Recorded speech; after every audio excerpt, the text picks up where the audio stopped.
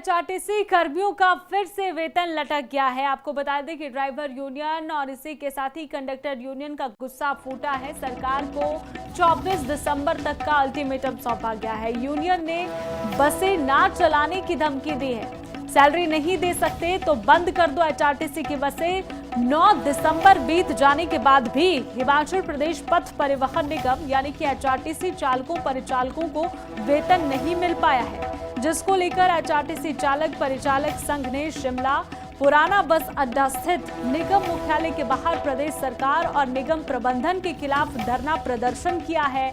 साथ ही चालक परिचालकों ने सरकार को भी 15 दिन का अल्टीमेटम देते हुए लंबित देनदारियां अदा करने का समय दिया है। हमें जो दिया जाता था हम मानते थे, क्योंकि एचआरटीसी हमारी माँ है और हम भी ये नहीं चाहते थे कि एचआरटीसी हमारी वजह से हिमाचल प्रदेश की जनता को कोई असुविधा हो, क्योंकि एचआरटीसी हिमाचल प्रदेश की लाइफलाइन मानी जाती है। लेकिन अब हम भी मजबूर हैं। मैं प्रदेश की जनता से भी गुहार लगाना चाहूँगा कि वो भी हमें ना कोसें, वो सरकार और प्रबंधन को कोसे। अब आर पार की लड़ाई, अब आपके चैनल के माध्यम से जो मरता है, जो डूबने लगा है, वो डूबता हुआ क्या नहीं करता।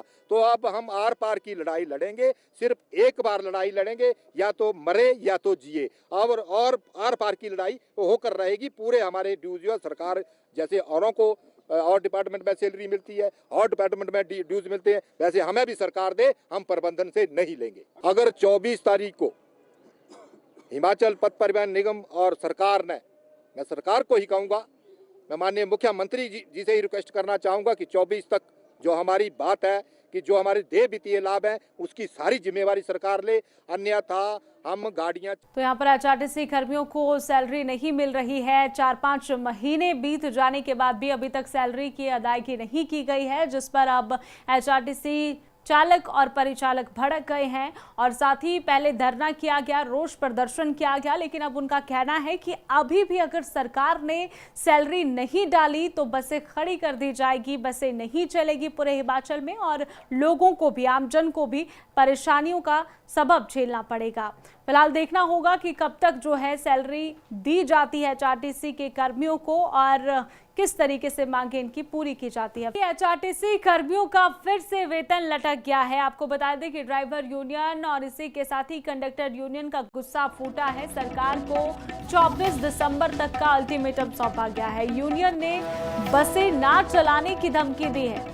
सैलरी नहीं दे सकते तो बंद कर दो एचआरटीसी की बसें। 9 दिसंबर बीत जाने के बाद भी हिमाचल प्रदेश पथ परिवहन निगम यानी कि एचआरटीसी चालकों परिचालकों को वेतन नहीं मिल पाया है, जिसको लेकर एचआरटीसी चालक परिचालक संघ ने शिमला पुराना बस अड्डा स्थित निगम मुख्यालय के बाहर प्रदेश सरकार और निगम प्रबंधन के खिलाफ धरना प्रदर्शन किया है।